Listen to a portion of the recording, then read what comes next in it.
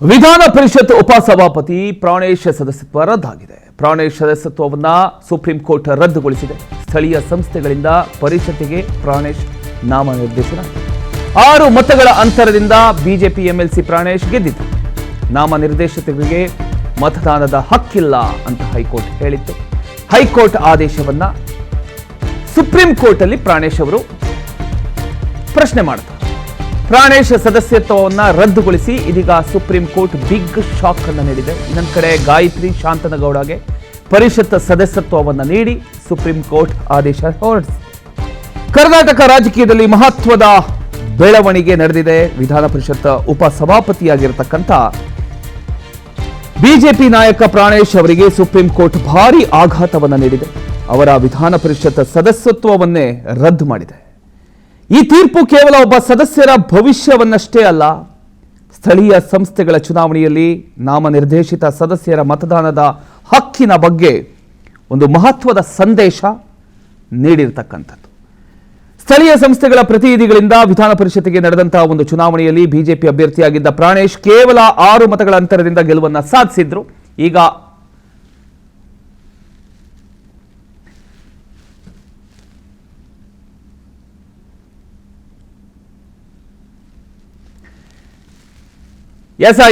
ಇದ್ರ ಬಗ್ಗೆ ನಮ್ಮ ಜೊತೆಗೆ ಖುಷಿಯನ್ನ ಹಂಚಿಕೊಳ್ಳೋದಕ್ಕೆ ಗಾಯತ್ರಿ ಶಾಂತನಗೌಡ ಅವರು ಈಗ ಸಂಪರ್ಕದಲ್ಲಿ ಇದ್ದಾರೆ.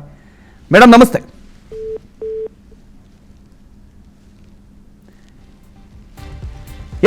ಈ ಒಂದು ವಿಚಾರಕ್ಕೆ ಸಂಬಂಧಪಟ್ಟ ಹಾಗೆ ನಾನು ಆಗ್ಲೇ ಹೇಳ್ತಾ ಇದ್ದೆ, ಈ ತೀರ್ಪು ಮುಂದಿನ ದಿನಗಳಲ್ಲಿ ಸ್ಥಳೀಯ ಸಂಸ್ಥೆಗಳ ಚುನಾವಣೆ ಹಾಗೂ ನಾಮ ನಿರ್ದೇಶಿತ ಸದಸ್ಯರ ಪಾತ್ರದ ಬಗ್ಗೆ ಒಂದು ಮಹತ್ವದ ಕಾನೂನು ಮಾದರಿಯಾಗುವ ಸಾಧ್ಯತೆ ಕೂಡ ಇದೆ. ರಾಜಕೀಯ ವಲಯದಲ್ಲೂ ಕೂಡ ಈ ತೀರ್ಪಿನ ಪರಿಣಾಮಗಳ ಬಗ್ಗೆ ಭಾರಿ ಚರ್ಚೆ ಕೂಡ ನಡೀತಾ ಇದೆ. ಒಟ್ಟಿನಲ್ಲಿ ವಿಧಾನ ಪರಿಷತ್ ಉಪಸಭಾಪತಿ ಪ್ರಾಣೇಶ್ ಅವರಿಗೆ ಸುಪ್ರೀಂ ಕೋರ್ಟ್ ನೀಡಿರತಕ್ಕಂಥ ಈ ಒಂದು ತೀರ್ಪು ರಾಜ್ಯ ರಾಜಕೀಯದಲ್ಲಿ ಹೊಸ ತಿರುವನ್ನ ಪಡ್ಕೊಂಡಿದೆ. ಇನ್ನೊಂದು ಕಡೆ ಗಾಯತ್ರಿ ಶಾಂತನಗೌಡ ಅವರು ಈಗ ಖುಷಿಯನ್ನ ಸಂಭ್ರಮಿಸ್ತಾ ಇದ್ದಾರೆ.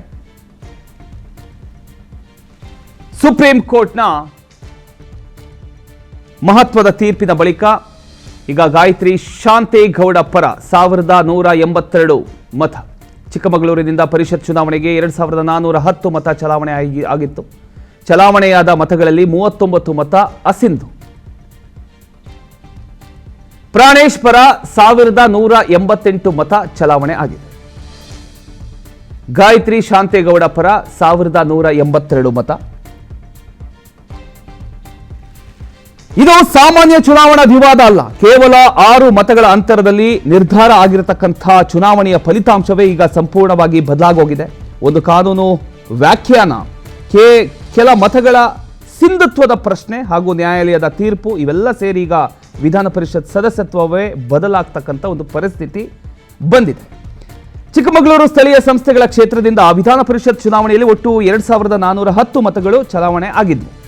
ಅದರಲ್ಲಿ 39 ಮತಗಳು ಅಸಿಂಧು ಅಂತ ಘೋಷಿಸಲಾಗಿತ್ತು. ಮತ ಎಣಿಕೆ ಬಳಿಕ ಬಿಜೆಪಿ ಅಭ್ಯರ್ಥಿ ಪ್ರಾಣೇಶ್ 1188 ಮತಗಳನ್ನು ಪಡ್ಕೊಂಡು ಕಾಂಗ್ರೆಸ್ ಅಭ್ಯರ್ಥಿ ಗಾಯತ್ರಿ ಶಾಂತನಗೌಡ ವಿರುದ್ಧ ಕೇವಲ 6 ಮತಗಳ ಅಂತರದಲ್ಲಿ ಗೆಲುವನ್ನು ಸಾಧಿಸಿದ್ರು.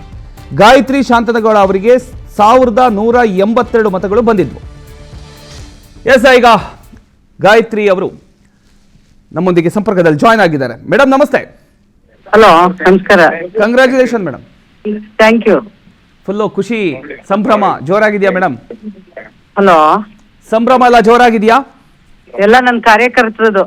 Okay okay. ಸಂಭ್ರಮ ಜಾಸ್ತಿ ಆಗಿರೋದು. ಅಂತೂ ಇಂತೂ ಒಂದು ಹೋರಾಟ ಹೈಕೋರ್ಟ್ ಇಂದ ಸುಪ್ರೀಂ ಕೋರ್ಟಿಗೆ, ಸುಪ್ರೀಂ ಕೋರ್ಟ್ ಇಂದ ಈಗ ನಿಮ್ಮ ಪರವಾಗಿ ಬಂದಿರತಕ್ಕಂಥದ್ದು ಏನ್ ಅನ್ಸುತ್ತೆ ಮೇಡಮ್? ಖುಷಿ ಆಗ್ತಾ ಇದೆ. ಓಕೆ, ಈಗ ಮುಂದಿನ ನಿರ್ಧಾರ ನಿಮ್ದು ಯಾವ ರೀತಿ? ನೆಕ್ಸ್ಟ್ ಸ್ಟೆಪ್ ಏನು?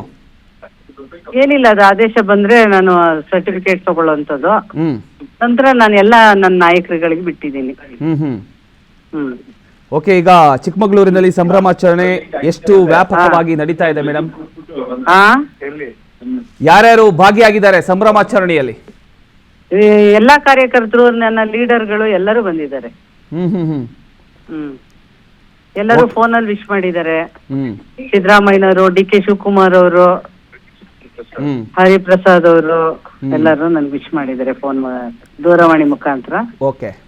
ಹ್ಮ್ ಹ್ಮ್ ಹ್ಮ್ ಈಗ ಗಾಯತ್ರಿ ಶಾಂತೇಗೌಡ ಅವರು ವಿಧಾನ ಪರಿಷತ್ ಸದಸ್ಯರಾಗಿ ಪ್ರಮಾಣ ವಚನ ಸ್ವೀಕರಿಸೋ ಪ್ರಕ್ರಿಯೆ ಯಾವಾಗ? ಅದು ನನಗೆ ಅದು ಕೋರ್ಟಿಂದ ಆರ್ಡರ್ ಬರ್ಬೇಕು. ಹಾ ಹಾ. ಬಂದ ತಕ್ಷಣ ಸರ್ಟಿಫಿಕೇಟ್ ತಗೊಂಡ ತಕ್ಷಣ ಅದನ್ನ ಮಾಡ್ಕೋತೀವಿ. ಹ್ಮ್ ಹ್ಮ್. ಹ್ಮ್ ಈಗ ಪ್ರಾಣೇಶ್ ಅವರ ಸದಸ್ಯತ್ವ ರದ್ದಾದ ಬಳಿಕ ಹ್ಮ್ ತಾವು ಈಗ ಬಂದಿದ್ದೀರಿ. ಚಿಕ್ಕಮಗಳೂರು ರಾಜಕೀಯದಲ್ಲಿ ಯಾವ ರೀತಿಯ ಬದಲಾವಣೆ ಆಗ್ತಕ್ಕಂತ ಸಾಧ್ಯತೆ ಇದೆ ಮೇಡಮ್? ಏನು ಬದಲಾವಣೆ ಏನಿಲ್ಲ, ಎಲ್ಲ ಹೇಗ್ ನಡೀತಾ ಇತ್ತು ಹಾಗೆ ನಡೀತಿರುತ್ತೆ. 5 ಜನ MLA ನಾನು MLC ಆಗಿರ್ತೀನಿ. ಕಾರ್ಯಕರ್ತರಿಗೆ ಏನ್ ಕೆಲಸ ಆಗ್ಬೇಕು, ಏನಾಗ್ಬೇಕು ಅದೆಲ್ಲ ನಾವು ಸರ್ಕಾರದಲ್ಲಿರ್ಬೋದು, ನಮ್ಮ ಕಾರ್ಯಕರ್ತರಿಗಿರ್ಬೋದು, ನಾವು ಏನು ನ್ಯಾಯ ಕೊಡ್ಬೇಕು ಅದು ಕೊಡಿಸ್ತೀವಿ. ಈ ಕುರಿತು ಈಗ ಪ್ರಾಣೇಶ್ ಅವರೇನಾದ್ರೂ ರಿಯಾಕ್ಟ್ ಮಾಡಿದ್ರಾ? ಏನು ಮಾತಾಡಿರೋದು ನನಗೆ ಗೊತ್ತಿಲ್ಲ, ಅದು ನಿಮ್ ಮೀಡಿಯಾದಲ್ಲೇ ಮಾತಾಡ್ಬೇಕು ಅವರು. Okay okay. ಎನಿವೇಸ್, ಖುಷಿಯಲ್ಲಿದ್ದೀರಿ, ಕಂಗ್ರ್ಯಾಚುಲೇಷನ್, ಒಳ್ಳೇದಾಗ್ಲಿ. ನೆಕ್ಸ್ಟ್ ಫ್ಯೂಚರ್ಗೆ ಎಲ್ಲಾ ರೀತಿಯಲ್ಲೂ ಒಳ್ಳೇದಾಗ್ಲಿ madam. Okay, thank you thank you. ಇದು ಗಾಯತ್ರಿ ಶಾಂತನಗೌಡ ಅವರ ಒಂದು ಮಾತು. ವಿಧಾನ ಪರಿಷತ್ ಚುನಾವಣೆಯಲ್ಲಿ ನಾಮನಿರ್ದೇಶಿತ ಸದಸ್ಯರ ಮತದಾನದ ವಿವಾದದ ಹಿನ್ನೆಲೆಯಲ್ಲಿ ಸುಪ್ರೀಂ ಕೋರ್ಟ್ ಮಹತ್ವದ ತೀರ್ಪನ್ನು ನೀಡಿತು. ಪ್ರಾಣೇಶ್ ಅವರ ಸದಸ್ಯತ್ವವನ್ನು ರದ್ದುಗೊಳಿಸಿ ಗಾಯತ್ರಿ ಶಾಂತೇಗೌಡ ಅವರ ಪರ ತೀರ್ಪು ನೀಡಿರತಕ್ಕಂಥದ್ದು ಕಾಂಗ್ರೆಸ್ ಕಾರ್ಯಕರ್ತರಲ್ಲಿ ಒಂದು ಹೊಸ ಹುಮ್ಮಸ್ಸನ್ನು ಮೂಡಿಸಿದೆ. ತೀರ್ಪಿನ ಸುದ್ದಿ ತಿಳಿತಾ ಇದ್ದಂತೆ ಚಿಕ್ಕಮಗಳೂರಿನಲ್ಲಿ ಗಾಯತ್ರಿ ಶಾಂತೇಗೌಡ ಅವರ ನಿವಾಸದ ಮುಂದೆ ಕಾರ್ಯಕರ್ತರು ಜೋರಾಗಿ ಸಂಭ್ರಮಿಸಿದ್ದಾರೆ. ಕೋರ್ಟ್ ತೀರ್ಪು ಕುರಿತು ಗಾಯತ್ರಿ ಶಾಂತೇಗೌಡ ಅವರು ಪ್ರತಿಕ್ರಿಯೆಯನ್ನ ಕೊಟ್ಟಿದ್ದಾರೆ. ಸುಪ್ರೀಂ ಕೋರ್ಟ್ನಲ್ಲಿ ನನ್ನ ಪರವಾಗಿ ನ್ಯಾಯ ಸಿಕ್ಕಿದೆ.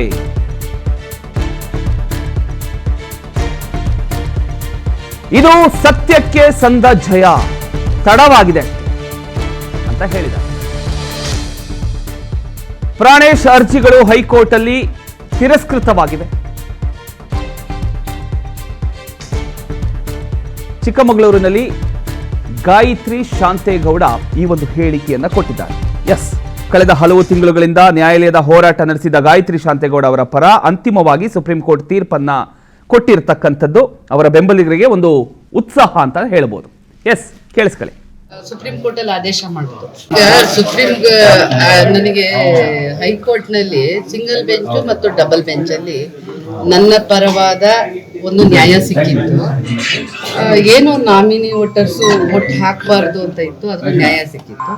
ಅದನ್ನ ಪ್ರಶ್ನಿಸಿ ಸುಪ್ರೀಂ ಕೋರ್ಟಿಗೆ ಹೋದ್ರು. ಸುಪ್ರೀಂ ಕೋರ್ಟಿಗೆ ಹೋದ ಸಂದರ್ಭದಲ್ಲಿ ನನಗೀಗ ಸುಪ್ರೀಂ ಕೋರ್ಟ್ ಅಲ್ಲಿ ಆದೇಶ ಮಾಡಿದ್ರು, ಏನು ನಮಗೆ ರೀಕೌಂಟ್ ಮಾಡಿ, ನಾನು ಮೊದಲು ರೀಕೌಂಟ್ ಆಗ್ಬೇಕು, ಆಮೇಲೆ ಬೇರೆ ಫಲಿತಾಂಶ ರೀಕೌಂಟ್ ಆಗ್ಬೇಕು ಅಂತ ಹೈಕೋರ್ಟ್ ಅಲ್ಲೂ ಹೇಳಿದ್ರು. ಸುಪ್ರೀಂ ಕೋರ್ಟ್ ಅಲ್ಲೂ ನೀವು ಇದನ್ನ ರೀಕೌಂಟ್ ಮಾಡಿ ನಮಗೆ ಅದನ್ನ ಮುಚ್ಚಿದ ಲಕೋಟೆನಲ್ಲಿ ಸಬ್ಮಿಟ್ ಮಾಡಿ ಅಂತ ಹೇಳಿದ್ರು.